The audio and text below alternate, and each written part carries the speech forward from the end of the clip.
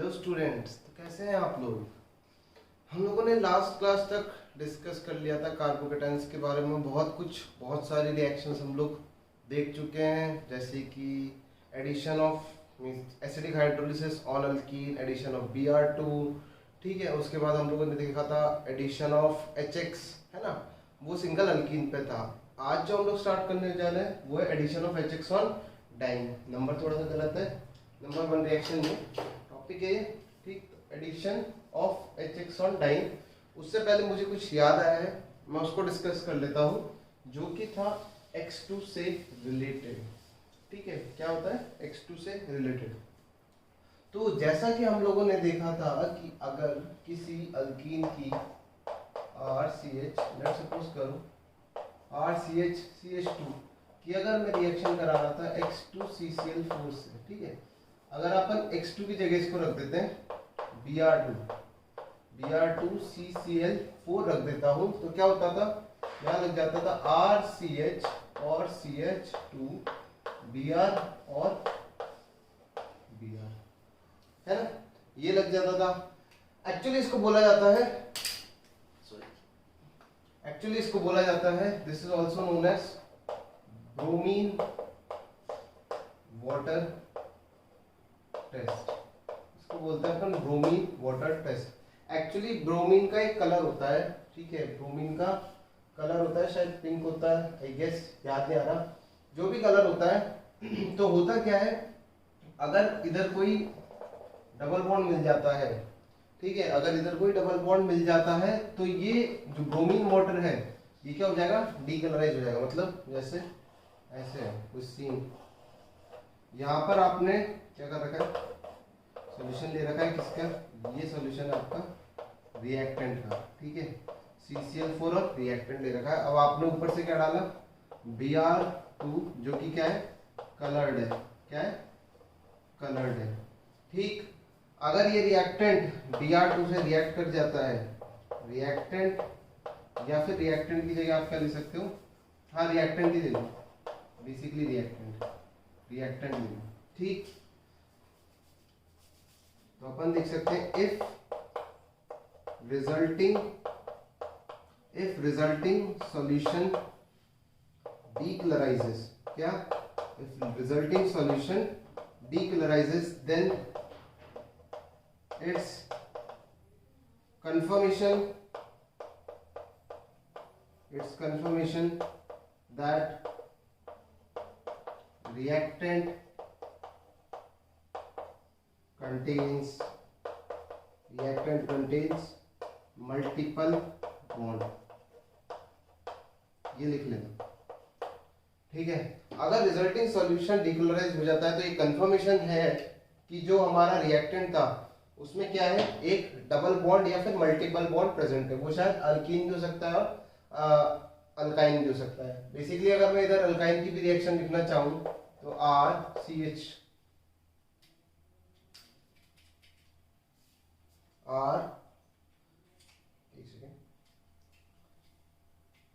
RC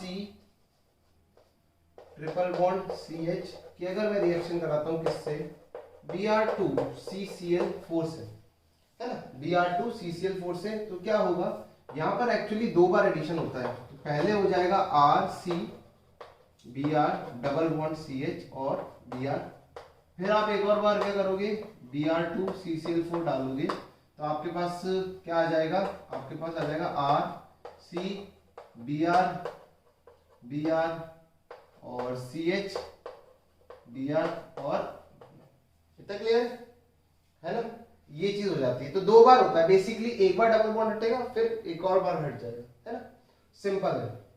तो ये क्या है, ये जो रिएक्शन थी मैं इसकी बात कर रहा था, तो यहाँ Br2 क्या होता है, कलर्ड होता है, ठीक है, कलर्ड होता है। कलर मेरे को भी याद नहीं आ रहा, मैं बता दूंगा, कलर्ड होता है। और जो कलर है, अगर इस रिएक्टेंट के अंदर क्या प्रेजेंट होगा, डबल बॉन्ड प्रेजेंट होगा या मल्टीपल बॉन्ड प्रेजेंट होगा, तो जो ये सॉल्यूशन है रिजल्टिंग, वो क्या हो जाएगा, डीकलराइज हो जाएगा। क्या हो जाएगा, डीकलराइज हो जाएगा, ठीक। इसमें एक्सेप्शन है, ठीक है। तो अपन देखते हैं कि भाई एक तो डबल बॉन्ड तो Br2 को क्या कर देगा, डीकलराइज कर ही देगा। यानी कि अपन क्या लिख सकते हैं, बेसिकली मैं लिख सकता हूं अल्कीन अल्काइन है ना, अल्कीन, अल्काइन, और एक और लिख देते हैं अपन साइक्लोप्रोपेन। अल्कीन, अल्काइन, साइक्लोप्रोपेन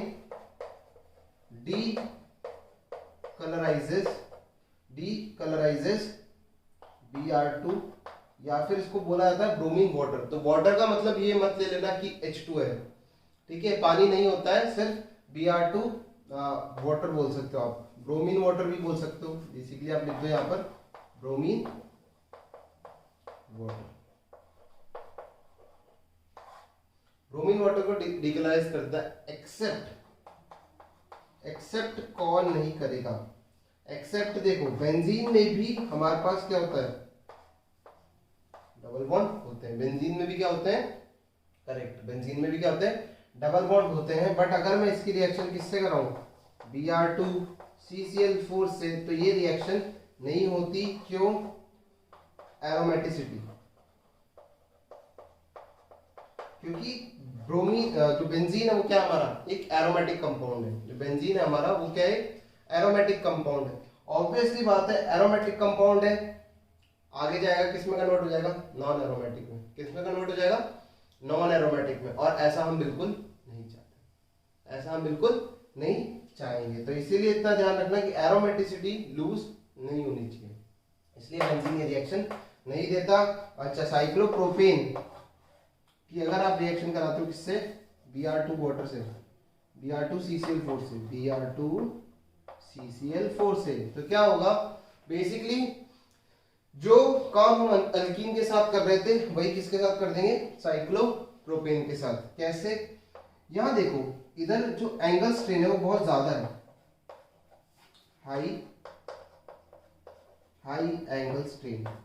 क्यों, देखो जो हाइब्रिडाइजेशन है वो है sp3, जो हाइब्रिडाइजेशन है वो क्या है, sp3, और जो एंगल है अंदर का वो कितना है, 60 डिग्री का।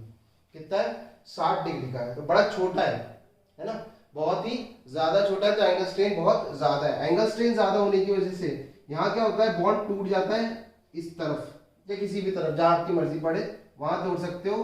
तो क्या बन जाता है, यहां बन जाता है माइनस और यहां बन जाता है प्लस। अब क्या होता है, अब यहाँ पर ब्रोमीन आता है और इससे, मतलब आप इसको डायरेक्टली जोड़ दो, इसका मैकेनिज्म की जरूरत नहीं है। हम क्या करने वाले, सिर्फ इसको रिंग को ओपन कर देंगे। ऑब्वियस सी बात है, कार्बोकेटाइन जैसा कुछ नहीं बनाना है क्योंकि नहीं बनता। यहाँ पर आप डायरेक्टली रिंग को ओपन कर दो और 1 2 3 3 मेंबर की रिंग, तो यहाँ एक ब्रोमीन और एक ब्रोमीन। क्या ये साइक्लोब्यूटेन के साथ भी होगा, सॉरी, क्या ये केस साइक्लोब्यूटेन के साथ भी होगा, नहीं, ये केस साइक्लोब्यूटेन के साथ नहीं होगा, ये केस साइक्लोब्यूटेन के साथ नहीं होगा। अगर आप यहाँ पर Br2 CCl4 रखते हो तो कोई रिएक्शन नहीं होगी। रिंग के केस में सिर्फ एक ही बंदा है जो ये रिएक्शन देगा और वो कौन है, साइक्लोप्रोपेन। हाँ, वो बात अलग है अगर इधर डबल बॉन्ड आ जाए, यहाँ पर अगर डबल बॉन्ड आ जाए तो रिएक्शन होगी, क्योंकि आप अल्कीन हो गया ना वो, तो रिएक्शन तो होगी। और प्रोडक्ट क्या बनेगा, बेसिकली देखो जरा, बेसिकली प्रोडक्ट क्या बन जाएगा, Br और एक एंटी एडिशन होता है, बताया था लास्ट क्लास में डिस्कस किया था। X2 का जो होता है वो क्या होता है, एंटी एडिशन होता है। क्यों, वो एक साइड से ब्लॉक हो जाता है ना, जो एक इलेक्ट्रोफाइल है वो ब्लॉक कर देता है, तो न्यूक्लियोफाइल को अपोजिट साइड से ही अटैक करना पड़ता है। ये सब चीजें हम लोग लास्ट क्लास में डिस्कस कर चुके हैं, तो मैं वापस डिस्कस नहीं करूंगा। बट याद रखना, साइक्लोप्रोपेन ही देगा और बेंजीन नहीं देगा, एरोमेटिक है। यहां तक बात समझ में आ गई होगी, तो इसको कॉपी कर लो जल्दी से, ऑर्डर तुम लोग डिसाइड कर लेना। अल्काइन का ये केस ध्यान रखना कि अल्काइन के लिए भी ये रिएक्शन फॉलो होती है, अल्काइन के लिए भी हम लोग ऐसा कुछ काम करते हैं। तो कॉपी कर लो इसको उत्तर।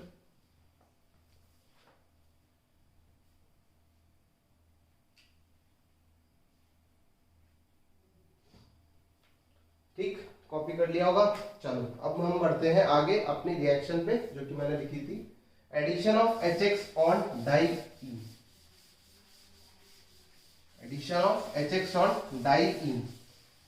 इंपॉर्टेंट है, ठीक है, एग्जाम के पॉइंट ऑफ व्यू से इसलिए इम्पोर्टेंट है क्योंकि कुछ अलग है उसमें जो कि एग्जामिनर आपसे पूछ सकता है, सीधी सीधी रिएक्शन नहीं है।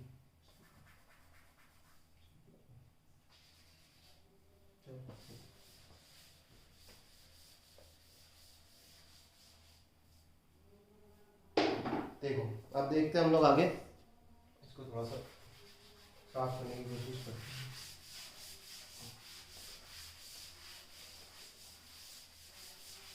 चलो अब हम लोग देखते हैं, जो भी नंबर हो डाल देना, addition addition addition of H X on di, ठीक, addition of H X on di. तो देखो होता क्या है, आप ले लो कोई डाइन, डाइन मतलब क्या होता है, दो डबल बॉन्ड वाला। डाइन का मतलब क्या होता है, दो डबल बॉन्ड। तो ये लो अपन ले लेते हैं ब्यूटा 13 डाइन, है ना, अपन ले लेते हैं ब्यूटा 13 डाइईन, ये होता है आपका ब्यूटा 13 डाइईन, है ना। चलो इसके बारे में देखते हैं क्या क्या कहानी है। ब्यूटा 13 डाइईन, अब हमने क्या रख दिया, हमने रख दिया HX इन प्रेजेंस ऑफ, बताइए अपने को, CCl4। सॉल्वेंट तो देखो बेंजीन हो गया, CCl4। नॉन पोलर सॉल्वेंट लेना होता है आपको हमेशा, ठीक है, नॉन पोलर लेना होता है। अगर पोलर ले लिया तो फिर रिएक्शन वो हो जाएगी, कुछ और हो जाएगी। वो अपन ने देखा था H2O, H2 और H2O ले लेते, HOX वाला है, वही हो जाएगा। तो यहाँ पर दो पॉसिबिलिटी, आप समझना क्या क्या होता है यहाँ पर। तो पहले स्टेप में क्या होगा, फर्स्ट स्टेप की अगर मैं बात करता हूँ मैकेनिज्म की, यहाँ जाते हैं हम सीधे मैकेनिज्म पे ही आएंगे क्योंकि इसके मैकेनिज्म से ही कुछ कुछ पता चलेगा। तो देखो यहाँ पर है HX, ऑब्वियस सी बात है, आपको पता है यहाँ पर क्या रखा होगा, डेल्टा प्लस, और यहाँ रखा होगा डेल्टा माइनस। कोई सा भी पाई बॉन्ड ले लो, अटैक करा दो, कोई से भी पाई बॉन्ड से आप अटैक करा सकते हो, उसमें शायद कोई लोड नहीं है, दोनों एक जैसे ही हैं। अगर अलग अलग होते तो बात करते, तो आ जाएगा CH2 डबल बॉन्ड CH और CH। पता ही क्या करना है, मार्कोनिक ऑफ एडिशन लगाना है। मार्कोनिक ऑफ एडिशन से यहाँ आ जाएगा पॉजिटिव चार्ज, इलेक्ट्रोफाइल इस वाले कार्बन पे ऐड होगा, और ये बंदा साथ ही साथ में बाहर निकल चुका होगा, बाहर निकल चुका होगा, प्लस X माइनस, ठीक, प्लस X माइनस। अब देखना इस X माइनस के यहां अटैक करने से पहले एक काम और हो सकता था, क्या हो सकता था, अपने को पता है ऑल्टरनेट है, पाई ऑल्टरनेट टू प्लस चार्ज, यानी ये कि ये क्या है, एक कॉन्जुगेटेड सिस्टम है। क्या है ये, कॉन्जुगेटेड सिस्टम है। अगर कॉन्जुगेटेड सिस्टम है तो क्या हो सकता है, क्या हो सकता है, बहुत बढ़िया है, क्या होगा, रेजोनेंस हो सकता है। क्या हो सकता है, रेजोनेंस हो सकता है। तो हम क्या करेंगे, इसमें करा देंगे रेजोनेंस। क्या करा देंगे, रेजोनेंस। तो CH2 plus CH double bond CH, और यहां हो जाएगा CH3, ये करा दिया हमने इसमें रेजोनेंस। क्या करा दिया, रेजोनेंस। अब देखो अगर मैं आपसे पूछूं कि A और B में से ज्यादा स्टेबल रेजोनेटिंग स्ट्रक्चर कौन सा है, तो क्या होगा आंसर, A और B में से ज्यादा स्टेबल रेजोनेटिंग स्ट्रक्चर कौन सा है, आराम से सोच लो, मैं बताऊं। देखो यहां पर अगर बात करते हैं अल्फा H की, प्लस चार्ज के लिए अल्फा H कितने हो गए, 3, कितने हो गए, 3, दूसरा कलर यूज कर लेते हैं, ठीक है। अल्फा H कितने हो गए, अल्फा H हो गए 3 इसके केस में। अगर मैं बात करता हूं यहां पर, तो यहां पर अल्फा H कितने हैं, 0 है, किसके रिस्पेक्ट में, पॉजिटिव चार्ज। जो अल्फा H की मैं बात कर रहा हूं किसके रिस्पेक्ट में, पॉजिटिव चार्ज के रिस्पेक्ट में। तो कौन ज्यादा स्टेबल है, तो अगर मैं बात करता हूं स्टेबिलिटी की, अगर मैं बात करता हूं स्टेबिलिटी की, तो स्टेबिलिटी कौन है, बी, सॉरी हाँ, बी की जो स्टेबिलिटी है वो ए से ज्यादा है। बात समझ आती है, बी की स्टेबिलिटी क्या है, ए से ज्यादा। चल अब अपन क्या करते हैं, इधर अपन x माइनस का अटैक कराते हैं, है ना, क्या करते हैं अपन, अब यहां पर x माइनस का अटैक कराते हैं एक बार, और सिमिलरली हम यहां पर x माइनस का अटैक कराते हैं, जो कि निकला था। देखो दो केस हैं, दो में से किसी से भी X माइनस अटैक कर सकता है या फिर कोलाइड कर सकता है। मैंने दोनों केस ले लिए। इधर क्या प्रोडक्ट बन जाएगा, इधर बन जाएगा आपका, इधर बन जाएगा CH2X single CH double bond CH और CH, ठीक है। और अगर मैं बात करता हूं यहां पर प्रोडक्ट की तो बनेगा क्या, यहां बन जाएगा CH2 double bond CH, CH2 double bond CH और CHX और CH। सिंपल है, बात समझ में आ गई। देखो मैंने क्या काम किया, यहां पर अपने पास ये बना इंटरमीडिएट। अब ये इंटरमीडिएट क्या कर सकता है, रेजोनेंस कर सकता है। तो रेजोनेंस करा लिया, एक प्रोडक्ट रखा, एक तो मैंने रखा इससे प्रोडक्ट, मतलब इस पे अटैक करा के बनवाया एक प्रोडक्ट, और दूसरा कहां से बनवाया, दूसरा बनवाया इस पे अटैक करा के। दोनों प्रोडक्ट पॉसिबल है, ठीक है, दोनों प्रोडक्ट पॉसिबल है। देखो अब इस प्रोडक्ट को बोलते हैं हम लोग TCP, इसको क्या बोलते हैं TCP, और इसको क्या बोलते हैं KCP, क्या बोलते हैं KCP। क्या होता है, दिस इज थर्मोडायनेमिकली, क्या है ये, अगर मैं लिखना चाहूं, this is your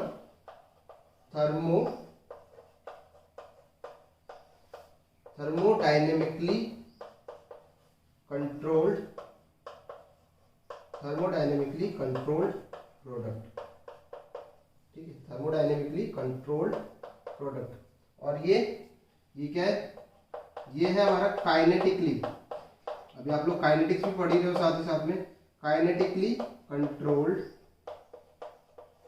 product, kinetically controlled product. देखो हमें एक चीज पता है कि जो रिएक्शन की रेट होती है वो किस पे डिपेंड करती है, अपन ने पहले भी पढ़ा हुआ है, HX का किस पे डिपेंड करती है, किस पे पड़ती है, हाँ किस पे, कार्बोकेटाइन के बनने पर। किस पे डिपेंड करती है, कार्बोकेटाइन के बनने पर। जितना ज्यादा स्टेबल कार्बोकेटाइन होगा रिएक्शन की रेट उतनी ही ज्यादा होगी, रिएक्शन की रेट उतनी ही ज्यादा होगी, ठीक। तो अब अपने को पता है स्टेबल कौन है, स्टेबल ये वाला है, इसीलिए मैंने क्या लिखा है, काइनेटिकली कंट्रोल्ड प्रोडक्ट।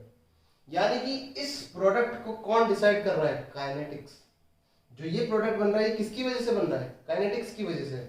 कैसे भाई, इन दोनों में कौन ज्यादा स्टेबल, ये, तो लॉजिक क्या दोगे आप कि भाई काइनेटिक्स स्टेबल प्रोडक्ट है, सॉरी स्टेबल इंटरमीडिएट, इन दोनों में इंटरमीडिएट ज्यादा स्टेबल कौन है, ये वाला स्टेबल इंटरमीडिएट है। लॉजिक क्या दोगे, आप बोलोगे कि जो रिएक्शन की रेट है, यानी कि प्रोडक्ट के बनने की रेट है, रिएक्शन की रेट का मतलब क्या होता है, formation of product, rate of formation of product. Product की जो रेट है वो किस पे डिपेंड करती है, वो डिपेंड करती है इस बनने वाले इंटरमीडिएट पर। जिसके केस में इंटरमीडिएट ज्यादा स्टेबल होगा, रिएक्शन उसी के केस में तेज जाएगी। कौन ज्यादा स्टेबल दोनों में से, ये वाला। तो इससे बनने वाला प्रोडक्ट क्या लिख दिया मैंने, काइनेटिकली कंट्रोल्ड प्रोडक्ट। क्या लिख दिया, काइनेटिकली। क्यों, काइनेटिक्स ने इस चीज को डिसाइड किया है।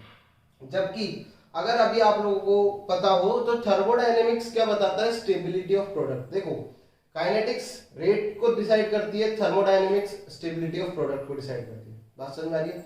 जो काइनेटिक्स होती है वो रेट के हिसाब से चलती है, यानी कि स्टेबिलिटी ऑफ इंटरमीडिएट। काइनेटिक्स जो होती है वो चलती है स्टेबिलिटी ऑफ इंटरमीडिएट पर, जबकि थर्मोडायनेमिक्स किस पर चलती है, थर्मोडायनेमिक्स चलती है स्टेबिलिटी ऑफ प्रोडक्ट पर। थर्मोडायनेमिक्स चलती है स्टेबिलिटी ऑफ प्रोडक्ट और काइनेटिक्स चलती है स्टेबिलिटी ऑफ इंटरमीडिएट। फिक्स है ना। रेट लॉ लिखते हो, अपन ने जगह जगह पढ़ा, इसकी रेट कार्बोकेटाइन के बनने पर डिपेंड कर रही है, तो वो क्या है, इंटरमीडिएट ही तो बन रहा है। वो क्या है, इंटरमीडिएट बन रहा है ना। अपन इंटरमीडिएट की स्टेबिलिटी से रेट का फैक्टर सोचते हैं, यानी कि काइनेटिक्स सोचते हैं, और प्रोडक्ट की स्टेबिलिटी से क्या सोचते हैं, प्रोडक्ट की स्टेबिलिटी से अपन थर्मोडायनेमिक्स देखते हैं। यानी कि थर्मोडायनेमिक्स बताएगा प्रोडक्ट की स्टेबिलिटी, काइनेटिक्स बताएगा स्टेबिलिटी ऑफ इंटरमीडिएट।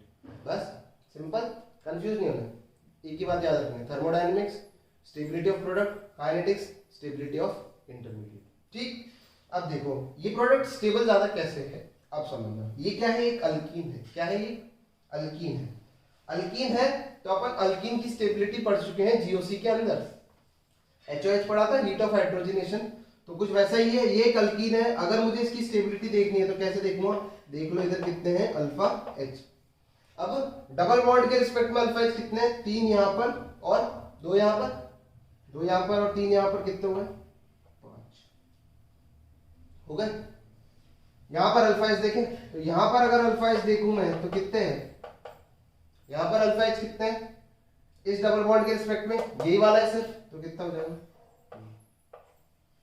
ठीक है, यहाँ अल्फा एच 1 है, यहाँ पर अल्फा एच 5 है। चलो बहुत बढ़िया, इसको अपन दे देते हैं फर्स्ट और इसको अपन बोल देते हैं सेकंड। अगर मैं बात करता हूं स्टेबिलिटी की, अगर मैं बात करता हूं स्टेबिलिटी की, तो कौन सा वाला प्रोडक्ट ज्यादा स्टेबल है? जल्दी बता दो। ऑब्वियसली कौन सा वाला है? फर्स्ट वाला। इसको उल्टा कर लो, इसको सेकंड बोल दो, ए और बी के साथ मैच कर जाएगा। तो कौन सा वाला ज्यादा है? सेकंड वाला ज्यादा स्टेबल है। किससे? फर्स्ट से। चेंज कर लेना, यहाँ पर ये सेकंड है और ये फर्स्ट है। सेकंड वाला ज्यादा स्टेबल है किससे? फर्स्ट से। तो सर हम प्रोडक्ट कौन सा बनाएंगे? अब सवाल आता है कि हम इन दोनों में से प्रोडक्ट किसको देंगे, क्योंकि एग्जामिनर तो एक ही प्रोडक्ट का ऑप्शन देगा, या तो वो ये देगा या वो ये देगा, बोथ तो लिख के नहीं देगा। बोथ लिख के दे दिए तो फिर तो बेकार क्वेश्चन हो गया, फिर तो क्वेश्चन पूछना ही क्यों है? बात समझ में आ रही है? तो बेकार क्वेश्चन हो जाएगा। अच्छा क्वेश्चन कब बनेगा? दोनों ऑप्शन दे, आपको डिसाइड करना पड़ेगा, आपको डिसाइड करना पड़ेगा। बात समझ में आती है? चलो, थर्मोडायनेमिक्स। थर्मोडायनेमिक्स मतलब टेम्परेचर। थर्मोडायनेमिक्स मतलब क्या? टेम्परेचर। थर्मोडायनेमिक्स का मतलब है टेम्परेचर। तो अपन एक पॉइंट लिख लेते हैं, हैश इफ टेम्परेचर, इफ, अगर मैं बात करता हूं temperature, if temperature is not given, if temperature is not given, अगर टेम्परेचर दिया हुआ नहीं है, बात समझना, if temperature is not given then TCP यानी कि thermodynamically controlled product is, thermodynamically controlled product is formed as major product। ठीक है, अगर आपको रिएक्शन में टेम्परेचर दिया हुआ नहीं है तो हम कौन सा मेजर प्रोडक्ट बनाएंगे? मेजर कौन सा बनेगा फिर? थर्मोडायनेमिकली कंट्रोल्ड प्रोडक्ट यानी कि TCP। अगर टेम्परेचर इफ, ठीक है, if temperature is less than 40 degree centigrade, if temperature is less than 40 degree centigrade then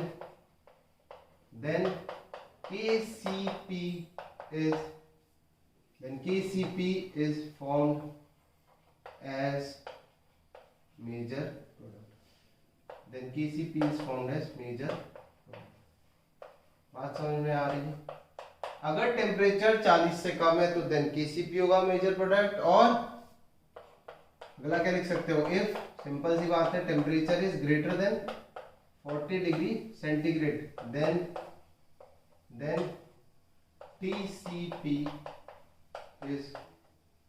TCP is formed as major product। बात समझ में आ गई होगी, है ना? तो वापस से एक बार देखते हैं हुआ क्या। हुआ यूं कि यहां पर हमने बनाया एक इंटरमीडिएट, उस इंटरमीडिएट का क्या हो सकता था? रेजोनेंस हो सकता था, तो हमने बना लिया रेजोनेटिंग स्ट्रक्चर और इंटरमीडिएट। दोनों से प्रोडक्ट बनाया, जो एक प्रोडक्ट बना वो कहलाया केसीपी, जो दूसरा प्रोडक्ट बना वो कहलाया टीसीपी। जो ज्यादा स्टेबल प्रोडक्ट है उसको अपन ने क्या बोल दिया? टीसीपी होगा, क्योंकि थर्मोडायनेमिक्स का मतलब ही क्या है? स्टेबिलिटी। कभी भी प्रोडक्ट की स्टेबिलिटी की बात होगी वो हमेशा कौन डिसाइड करेगा? थर्मोडायनेमिक्स। प्रोडक्ट की स्टेबिलिटी हमेशा किससे देखी जाती है? थर्मोडायनेमिक्स से। और अगर रिएक्शन की रेट की बात करनी हो, तो वो कौन देखता है भाई? काइनेटिक्स। या फिर बोल सकते हो आप इंटरमीडिएट की स्टेबिलिटी। बेसिकली जो रेट होती है वो स्टेबिलिटी ऑफ इंटरमीडिएट से ही जुड़ी हुई होती है। तो जो रेट है, अगर बात करनी है स्टेबिलिटी ऑफ इंटरमीडिएट, तो कौन बताएगा? Kcp। प्रोडक्ट की स्टेबिलिटी थर्मोडायनेमिक्स और इंटरमीडिएट की स्टेबिलिटी काइनेटिक्स। यहाँ तक पॉइंट क्लियर हो गए, बना लिया। ठीक, उसके बाद अपन ने देख लिया कि भैया हमें कौन सा प्रोडक्ट कब मेजर बनाना है और कब माइनर बनाना है। ठीक, तो ये कंडीशन होगी। चलो अब आता है इसका एक कर्व। क्या आता है इसका? कर्व आता है। तो देखो कर्व कैसा है। हम लोग कर्व से कुछ डिपेक्ट नहीं करने वाले, एक बार जज करेंगे बस। तो यहाँ पर रख देते हैं अपन पोटेंशियल एनर्जी और यहाँ हम लोग रख देते हैं टाइम। हम लोग रिएक्शन कोऑर्डिनेट्स देखना चाह रहे हैं। तो देखो स्टार्टिंग रिएक्टेंट हमारा दोनों केस में सेम है भाई, पूरे प्रोडक्ट में जो इंटरमीडिएट है वो सेम है। चलो अच्छी बात है। तो ये ले लेते हैं हम लोग हमारा स्टार्टिंग रिएक्टेंट R। फिर क्या हुआ, यहां पर एक ट्रांजिशन स्टेट बनी होगी जहां पर हाइड्रोजन जुड़ रहा होगा और X अलग हो रहा होगा। तो ये वो ट्रांजिशन स्टेट आ गई ऊपर वाली। फिर हमने फाइनली क्या करा, एक इंटरमीडिएट बना लिया। एक इंटरमीडिएट बना लिया। अब समझना बात, इंटरमीडिएट बना लिया। रेजोनेंस का हम कभी भी जो जिक्र है वो रिएक्शन कोऑर्डिनेट्स में नहीं करते हैं। रेजोनेंस का कोई भी जिक्र रिएक्शन कोऑर्डिनेट्स में नहीं करा जाता है। अब देखो इसी एक इंटरमीडिएट से ये प्रोडक्ट बना है और इसी एक इंटरमीडिएट से ये वाला प्रोडक्ट बना है। मेरी बात समझ में आई? इसी एक इंटरमीडिएट से ये वाला प्रोडक्ट बना है और इसी एक इंटरमीडिएट से ये वाला प्रोडक्ट भी बना है। बट सर ये तो रेजोनेंस करके क्या है, बट था तो यही। अगर ये नहीं होता तो रेजोनेंस कैसे होता? अगर ये नहीं होता तो रेजोनेंस कैसे होता? तो इसी से ये बना है। तो बेसिकली हम लोग देख सकते हैं क्या, अब देखो यहां से क्या होगा, एक जाएगा कर्व ऊपर, ऑब्वियस सी बात है कुछ इस तरीके से, और क्या होने वाला है, एक जाएगा, दूसरा कलर यूज कर लेता हूं मैं डिफरेंट, थोड़ा आसान हो रहा है। हमारा जो इंटरमीडिएट है वो फिक्स है। रेजोनेंस वाला जो पार्ट होता है वो कभी भी हम लोग रिएक्शन कोऑर्डिनेट्स में नहीं दिखाते हैं। ठीक है, रेजोनेंस जो भी हो रहा है उसको रिएक्शन कोऑर्डिनेट्स में नहीं दिखाते हैं। तो यहाँ पर हमारा बन चुका है कार्बोकैटायन। अब यहाँ से देखो दो रास्ते अपनाए, क्या हुआ, दो रास्ते अपनाए और दोनों रास्तों से प्रोडक्ट भी क्या आया, अलग अलग। दोनों रास्तों से प्रोडक्ट भी क्या आया, अलग अलग आया। अब देखो एक से प्रोडक्ट बना, ये एक से प्रोडक्ट बना, प्रोडक्ट दोनों का। यहाँ पर अपन प्लॉट करते हैं तो एक तो जाएगा कर कुछ इस तरीके से। ठीक, जिसका प्रोडक्ट ज्यादा स्टेबल है, जिसका प्रोडक्ट ज्यादा स्टेबल है उसका इंटरमीडिएट उतना ही कम स्टेबल रहा होगा। अगर मैं मान लेता हूं तो इसको ले जाते हैं ऊपर, और ये हो गया आपका यहाँ। देखो भाई अगर मैं बात करता हूं ब्लू वाली लाइन की, तो ब्लू वाली लाइन किसके लिए है, ब्लू वाली लाइन किसको बता रही है, दिस इंडिकेट्स, बता सकते हो, KCP। KCP के केस में जो इंटरमीडिएट है उसकी एनर्जी क्या होगी, कम होगी एज कंपेयर टू TCP। ठीक, और जो हमारा दूसरा वाला है, दूसरा कलर यूज किया है, that would be your TCP।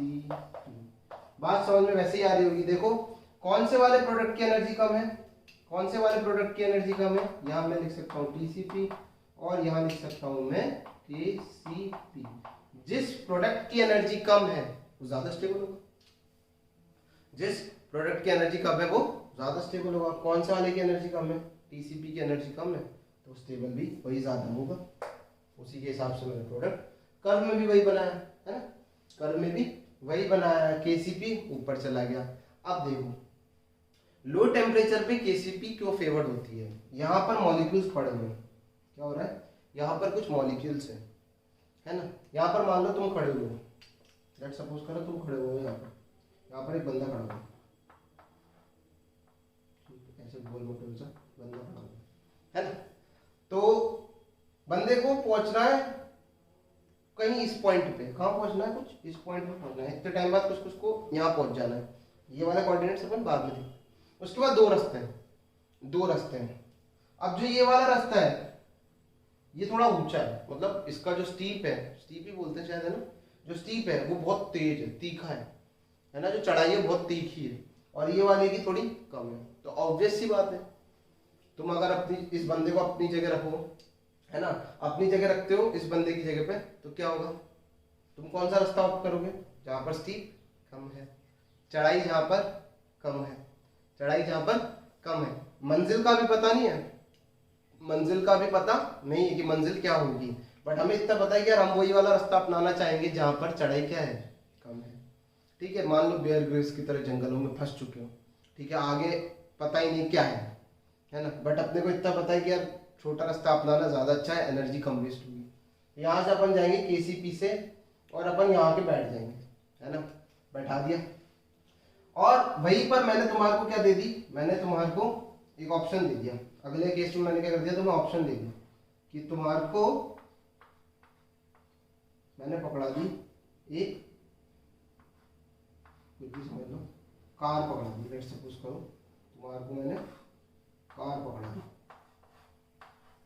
Car पकड़ा दी। अब मैंने बोला भैया कौन सा रास्ता आउट करोगे, मन में तो आएगी खुजली, क्या करोगे, इस वाले रास्ते पे जा सकते हो। अब तुम इस रास्ते पे जा सकते हो, क्यों, क्योंकि तुम्हारे पास अब उतनी एनर्जी आ चुकी है कि तुम इस रास्ते के थ्रू जा सको। और किसी ने पता है तुम्हें क्या बोल दिया कि अगर तुम इस रास्ते से जाओगे ना तो मंजिल ज्यादा अच्छी नहीं है, बट तुम इस रास्ते से जाओगे तो मंजिल ज्यादा अच्छी है। बात समझ में, जब इस रास्ते से जाओगे तो प्रोडक्ट की स्टेबिलिटी थोड़ी कम है एज कंपेयर टू दूसरे वाले रास्ते से। तो अब अपने पास जब ऑप्शन नहीं था, जब हमारे पास ऑप्शन नहीं था कि हमारे पास इतनी एनर्जी नहीं थी कि हम इस वाले रास्ते पे जा पाए, तो हमने क्या करा, ये वाला रास्ता चूज करा। ठीक है, कोई बात नहीं, कम स्टेबिलिटी वाला प्रोडक्ट बना लेंगे, है ना, कोई बात नहीं, नज़ारे जो है वो कम होंगे, बट जब हमारे पास ऑप्शन आ गया तो अब हम क्या करेंगे, अच्छी जगह जाएंगे ना, है ना, अब हम अच्छी जगह जाएंगे, तो अच्छी जगह चले गए। तो जब मॉलिक्यूल्स को आपने रूम टेम्परेचर या फिर टेम्परेचर लेस देन 40 रखा, तो उनके पास एनर्जी इतनी नहीं थी कि वो इस वाले रास्ते को, कौन से, टीसीपी वाले रास्ते से जा सके। उन्हें पता है कि टीसीपी का प्रोडक्ट स्टेबल है, बट उनके पास इतनी एनर्जी नहीं है, तो उन्होंने कहा केसीपी पे चलते हैं, उन्होंने कहा केसीपी पे चलते हैं, बढ़िया, कोई बात नहीं, ठीक है, थोड़ा कम मजे ले लेंगे, ठीक। बट उनके पास जब एनर्जी आ गई, यानी कि जब आपने क्या करा, टेम्परेचर बढ़ाया, तो मॉलिक्यूल्स की एनर्जी भी बढ़ने लग गई, टेम्परेचर बढ़ाया तो मॉलिक्यूल्स की एनर्जी भी बढ़ने लग गई, और उनके पास इतनी एनर्जी आ गई कि वो इस बैरियर को ही क्रॉस कर जाए और क्या बना दे, टीसीपी, खुश हो जाएंगे, क्या हो जाएंगे, खुश हो जाएंगे कि हमने टीसीपी वाला प्रोडक्ट बना लिया। तो ये कहानी थी addition of HX on die.